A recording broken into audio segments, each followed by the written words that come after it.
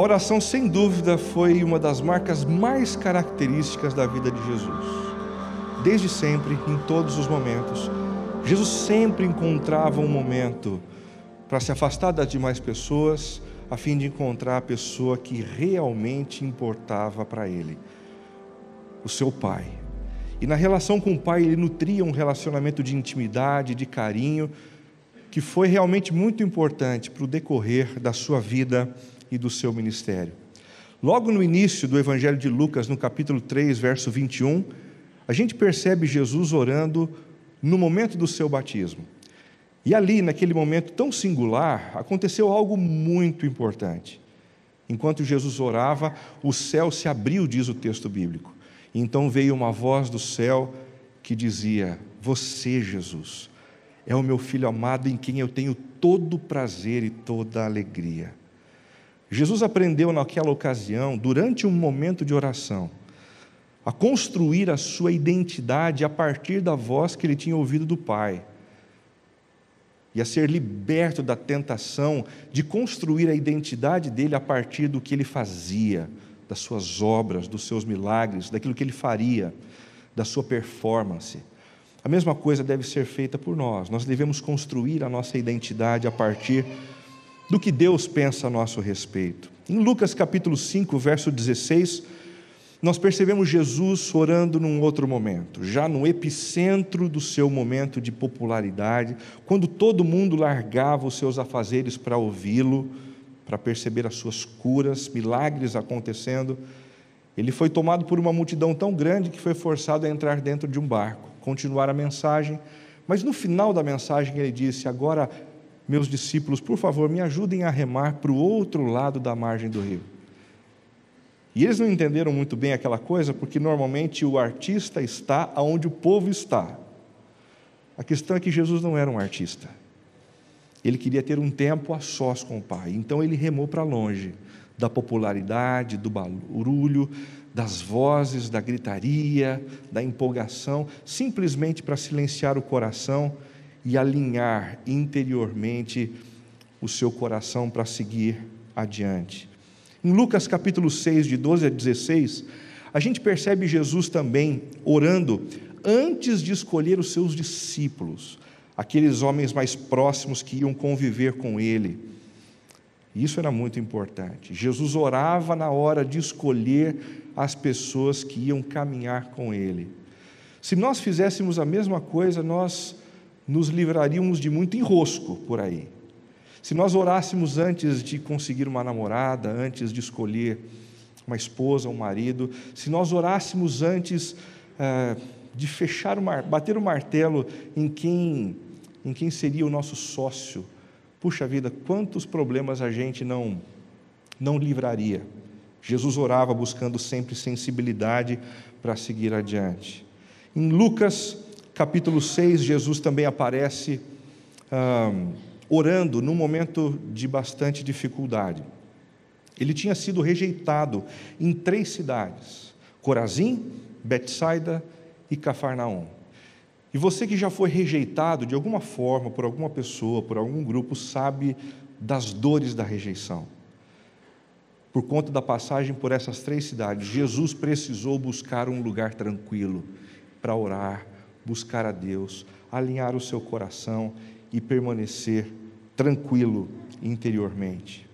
Ele também aparece orando na ressurreição de um grande amigo que havia morrido.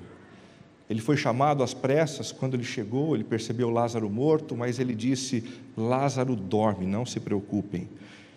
Ele ofereceu então uma ordem para os discípulos: vão até aquela pedra, rolem a pedra, porque ele viverá.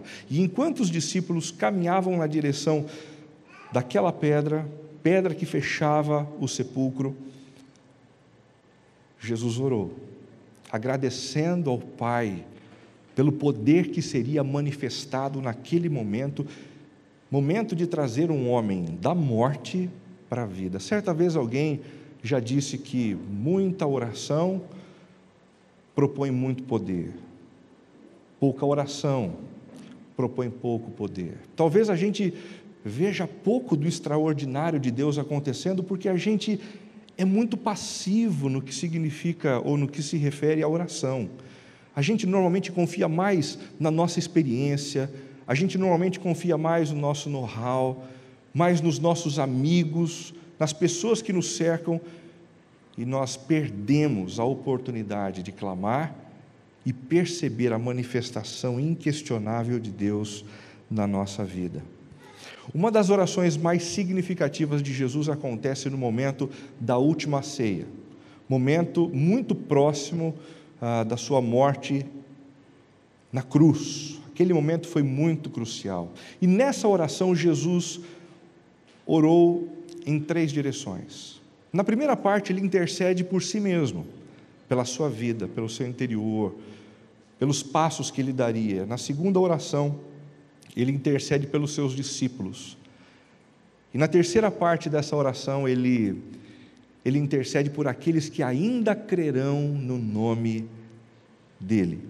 A primeira parte da oração está em João 17, de 1 a 5, onde Jesus olha para o céu e diz: Pai, chegou a hora. Pai, chegou a hora, glorifica o teu Filho, para que o teu Filho te glorifique. Pois lhe deste autoridade sobre toda a humanidade, para que conceda a vida eterna a todos que lhe deste. Esta é a vida eterna, que te conheçam, o único Deus verdadeiro, e a Jesus Cristo a quem enviaste. Eu te glorifiquei na terra, completando a obra que me deste para fazer. E agora, Pai, glorifica-me junto a ti com a glória que eu tinha contigo antes que o mundo existisse. Essa oração foi muito importante para que Jesus pudesse nutrir a sua ternura e afetividade. Vou repetir.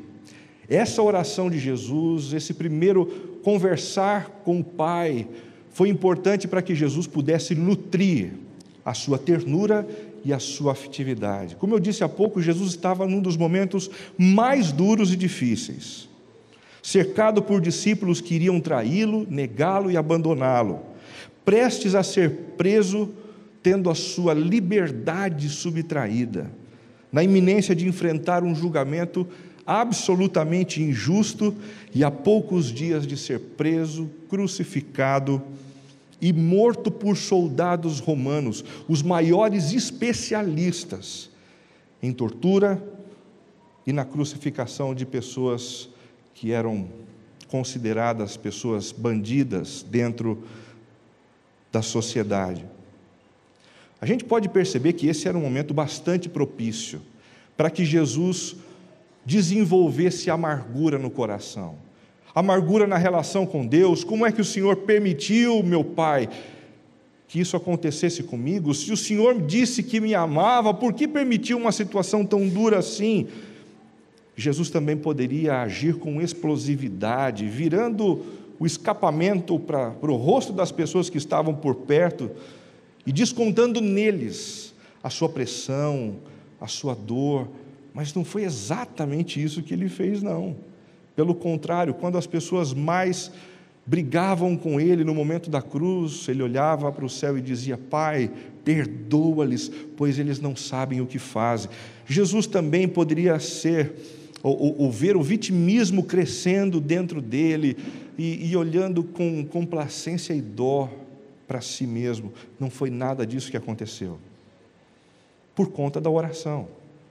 A oração é capaz de nos nutrir nos momentos mais duros, e se você tem enfrentado lutas, problemas, adversidades, dobre o seu tempo de oração, intensifique a sua busca por Deus, porque nesses momentos de oração, em conversa com o Senhor, Ele mantém o nosso coração irrigado, e a gente consegue se manter com ternura e com afetividade. Pai, chegou a hora. É assim que ele se refere ao Deus Pai. Linguagem mais carinhosa possível. Quem diz Pai, diz: eu sei que o Senhor está cuidando de mim, eu sei que o Senhor, ao invés de me dar pedra, me dá apenas pão.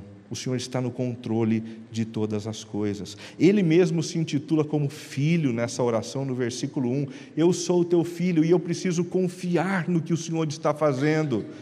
ternura e afetividade são nutridos na oração sacerdotal.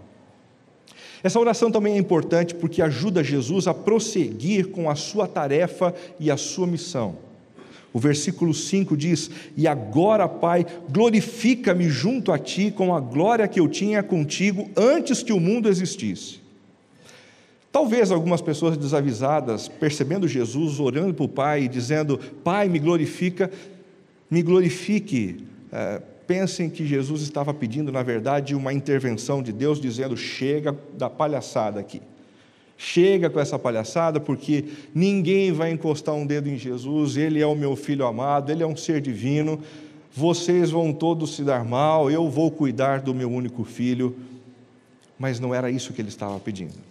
Ao pedir "glorifica-me", Jesus estava pedindo algo muito diferente. Jesus estava pedindo para que ele fosse conduzido ao centro da vontade de Deus, lugar aonde Deus seria glorificado. E que lugar era esse? Você tem alguma ideia? O centro da cruz, entre dois ladrões, para que os nossos pecados fossem lançados sobre ele, e então, com a sua morte, o perdão pudesse ser oferecido a cada um de nós. Ao dizer "glorifica-me", Jesus estava pedindo: realiza a tua vontade. Nem sempre fazer a vontade do Pai e glorificá-lo é o caminho mais fácil, é o caminho mais simples, mas certamente é o momento que nos conduz ao centro da vontade de Deus e faz com que a nossa vida se alinhe ao propósito para o qual a gente foi criado e redimido em Jesus. Que você tenha coragem de dobrar os seus joelhos, de intensificar as suas orações, para manter a sua ternura, a sua afetividade, e continuar tendo coragem de caminhar para o centro da vontade do Senhor.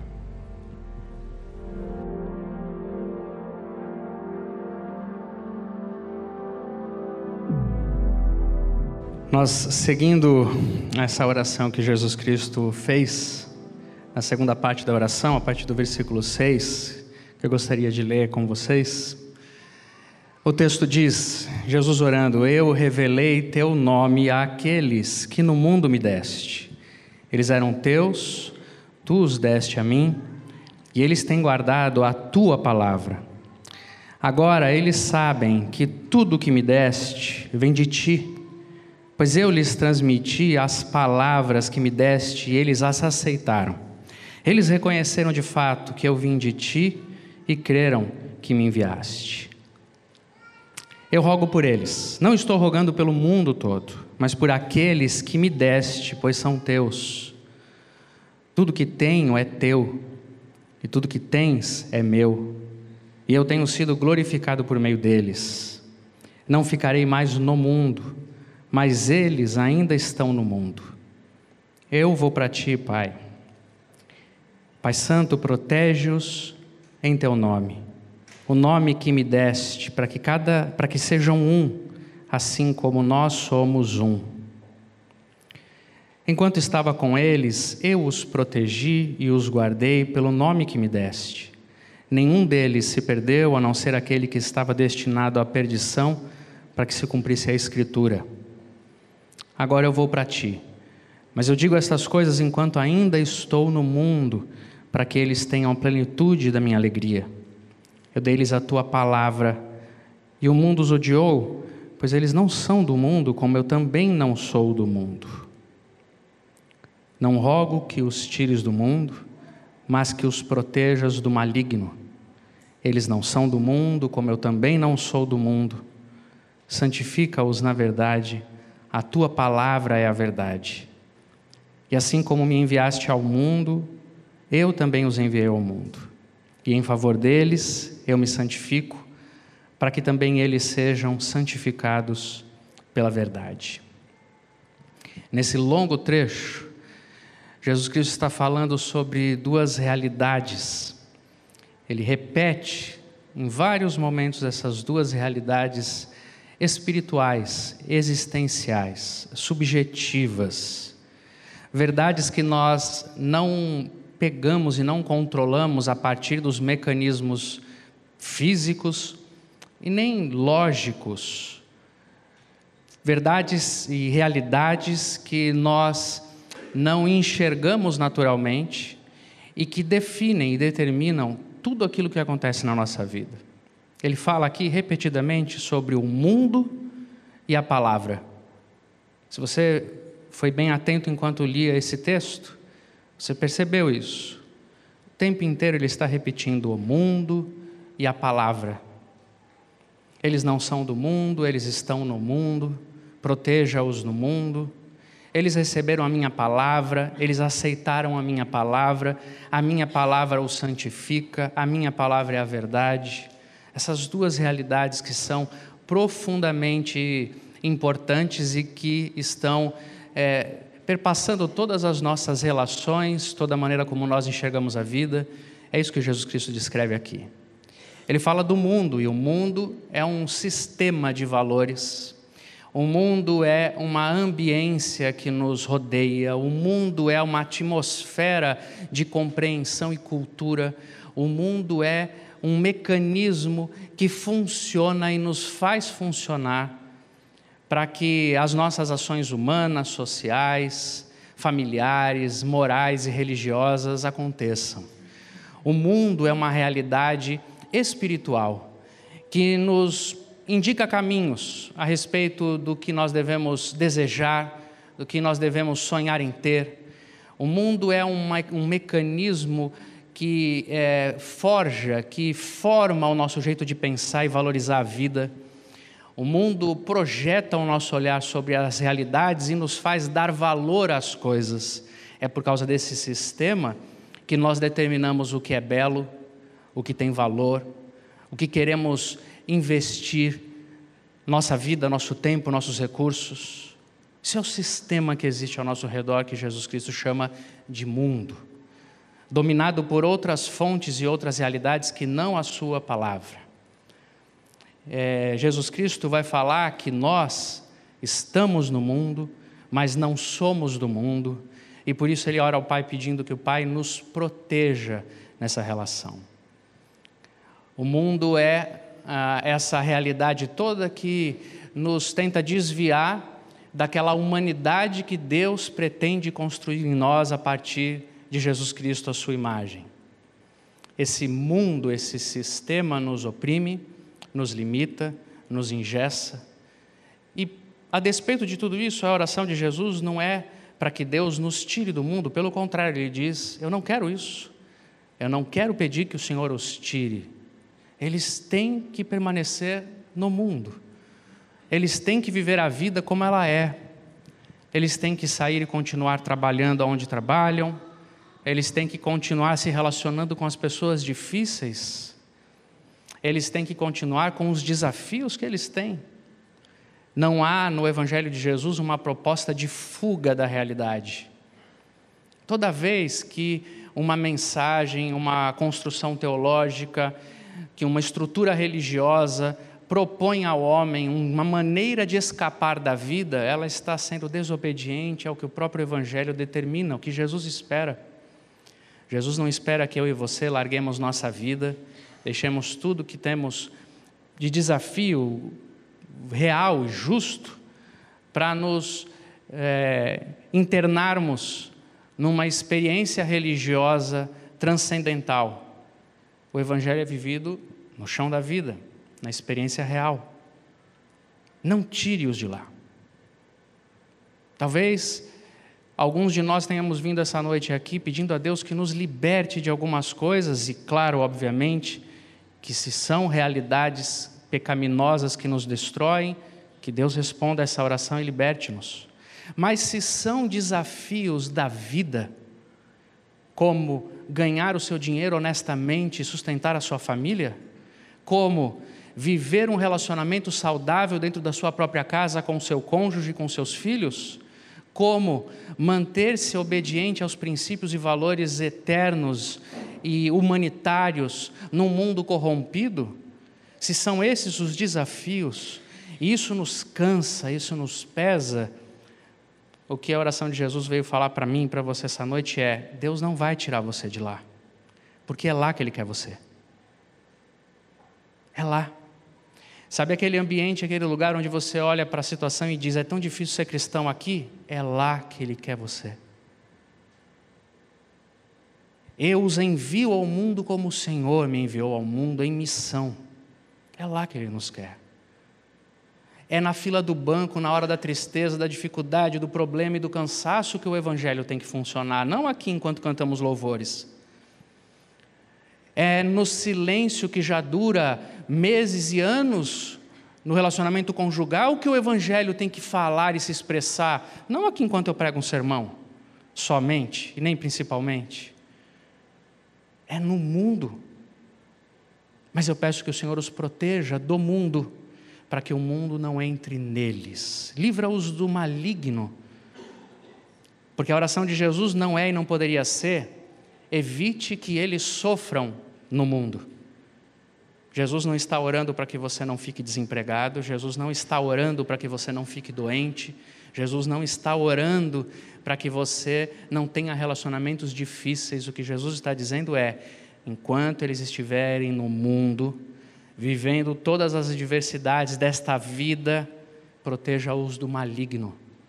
Porque o pior mal que existe não é o que se comete contra nós, mas é o mal que se abriga na nossa alma como reação ao mal que sofremos. Proteja-os. Que eles não percam a esperança, que eles não percam a ternura, que eles não percam a coragem, que eles não se deixem vencer pelo mal, que eles não se tornem corruptos num mundo corrupto. Proteja-os. Livra-os do maligno. Foi para isso que Jesus Cristo orou. E Ele orou dizendo: e a tua verdade? A tua verdade tem que estar dentro deles. É um processo na oração de Jesus de algo que tem que sair de nós e nunca entrar, e algo que tem que entrar em nós porque não está dentro de nós. O mundo nos habita. O mundo, esse sistema, tenta entrar em nós o tempo inteiro. Como dizia e como disse o profeta Isaías no Antigo Testamento: eu sou um homem de lábios impuros e habito no meio de um povo de lábios impuros. Eu sou parte do meu povo, eu sou parte da minha cultura, eu sou parte do meu jeitinho. Isso tem que sair de mim. E isso sai de mim conforme a palavra entra. A tua palavra. A palavra é essa outra realidade existencial que a gente não pega, porque a palavra é maior do que o texto que nós estamos lendo aqui hoje. O texto que estamos lendo aqui hoje nos apresenta a palavra, porque a palavra é viva. O texto que lemos hoje pode ter se tornado palavra na sua alma, não necessariamente, porque o texto é só a letra fria.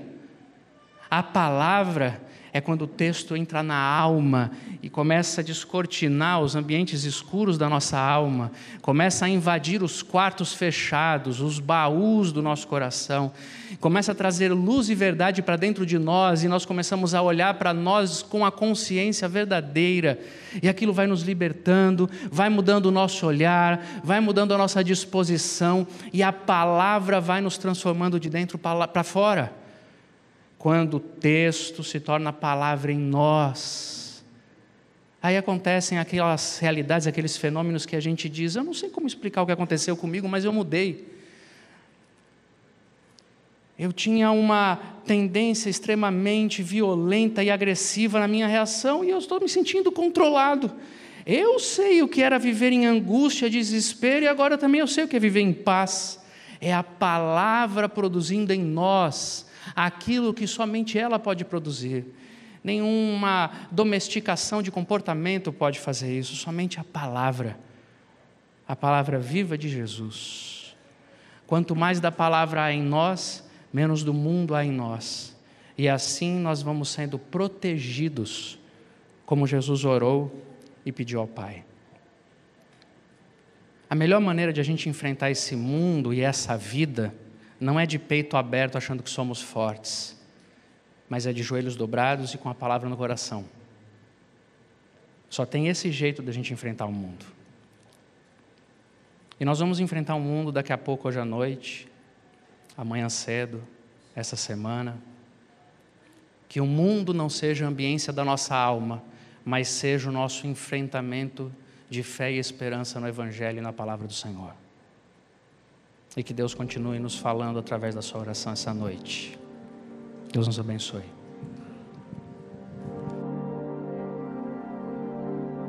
Jesus Cristo mudou o meu viver.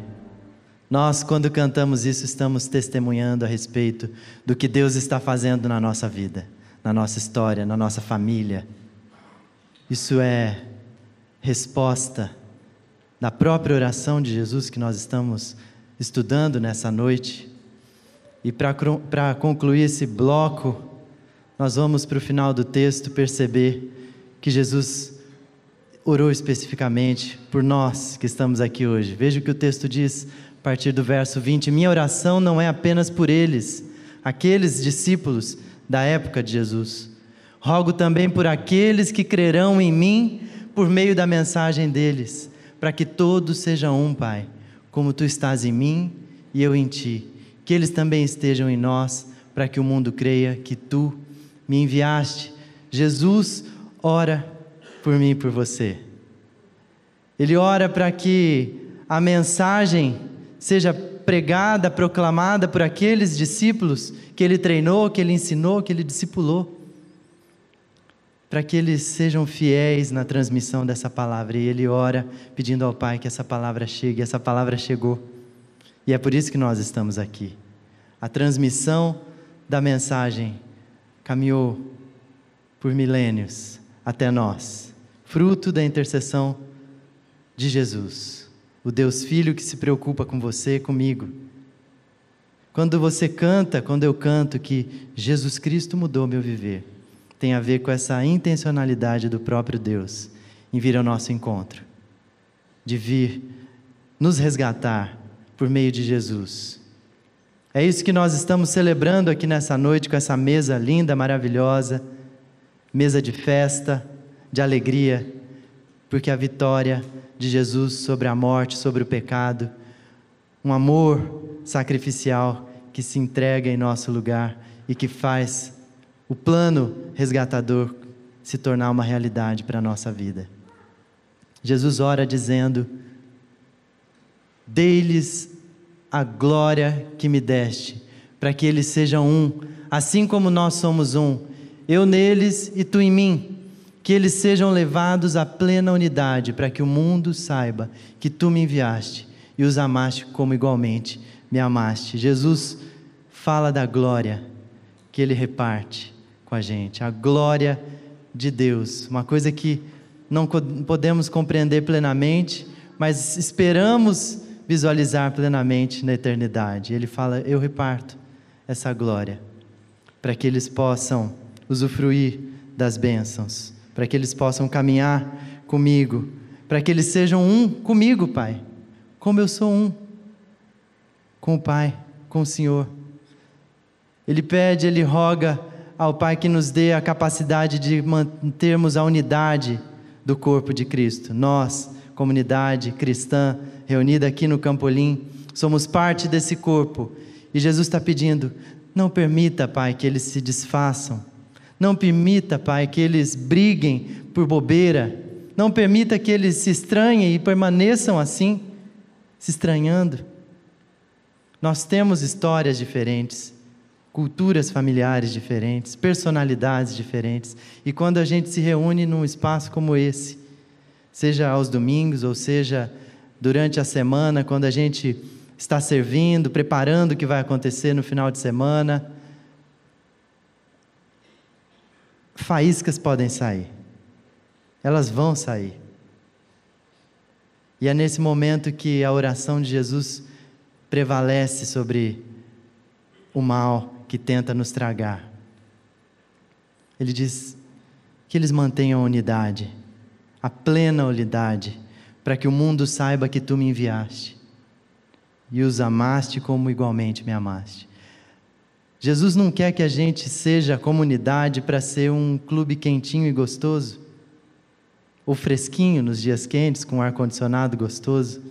Jesus ora por nós para que a gente saia de nós mesmos e para que a gente vá repartir essa boa notícia do amor de Deus, da salvação, da vida eterna, da vida plena em Jesus. E essa é a expectativa que Ele tem de mim e de você, de todos nós, que nós deixemos de lado as picuinhas, as rusgas pessoais, que nós nos perdoemos como irmãos, como amigos de caminhada, para que isso não seja uma pedra de tropeço. Porque quando a gente dá esse mau testemunho de cantar Jesus Cristo mudou meu viver, mas a gente está brigado com quem está sentado perto da gente, ou a gente até senta longe porque está brigado. É complicado. Como é que as pessoas vão acreditar que é possível um amor, uma transformação, que isso é real, se a gente não experimenta isso de fato, se a gente não vive isso? E é por isso que Jesus intercede por unidade, porque Ele sabe do que nós somos feitos, a matéria humana corrompida pelo pecado, que nos apodrece, que nos torna humanamente incapazes de mantermos a unidade sozinhos. E Ele pede: Pai, abençoa, os abençoa, Pai. Ele diz ainda: Pai, quero que os que me deste estejam comigo onde eu estou e vejam a minha glória, a glória que me deste porque me amaste antes da criação do mundo. E aqui a gente fica pensando: o que será isso? Porque Jesus diz: você quer ser meu discípulo? Minha discípula? Você quer me seguir? Quer aprender um pouco mais comigo? Quer desenvolver? Quer amadurecer? Toma a sua cruz e me siga. A glória do próprio Jesus se concretiza no sofrimento.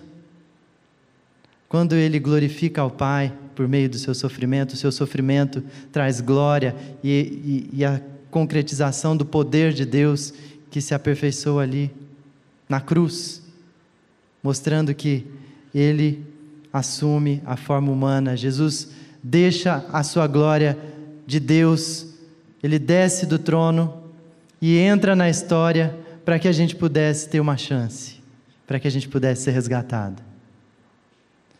E Ele diz: vocês vão também passar por momentos de dificuldades, vocês vão ser humilhados, vocês vão ser perseguidos, vocês vão sofrer bullying na escola, no trabalho, mas vocês têm o selo do Espírito Santo de Deus, que é Jesus, que é Deus, e um dia vocês vão experimentar essa glória plenamente. Essa é a oração que Jesus faz por nós, para que a gente pudesse daqui, com os pés na eternidade, na terra, olhando para a eternidade, vislumbrar e não fraquejar, mas ficarmos firmes na promessa do mesmo Deus que resgatou Jesus e o colocou assentado no trono novamente, onde Ele reina poderosamente, soberano. A promessa é de que um dia a gente vai estar lá com Ele.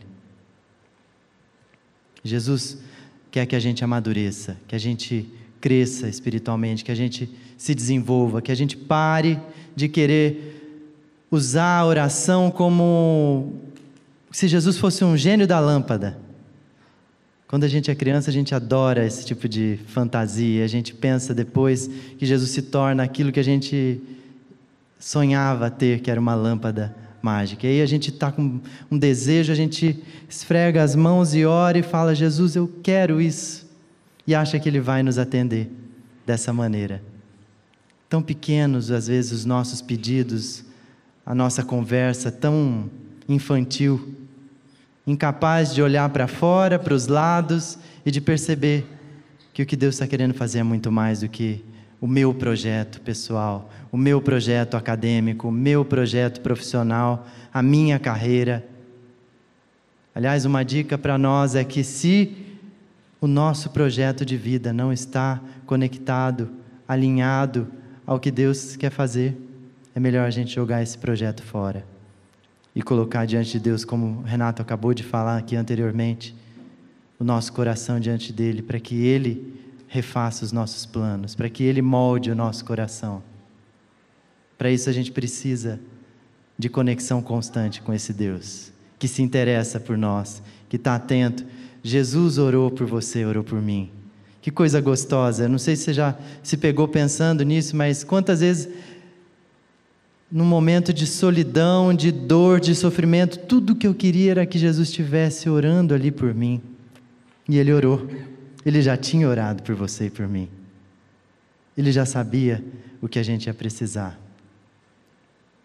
Para finalizar, Ele diz: Pai justo, embora o mundo não te conheça, eu te conheço, e estes sabem que me enviaste. Eu os fiz conhecer o teu nome e continuarei a fazê-lo, a fim de que o amor que tens por mim esteja neles e eu neles esteja. A promessa é de que Jesus estará com a gente.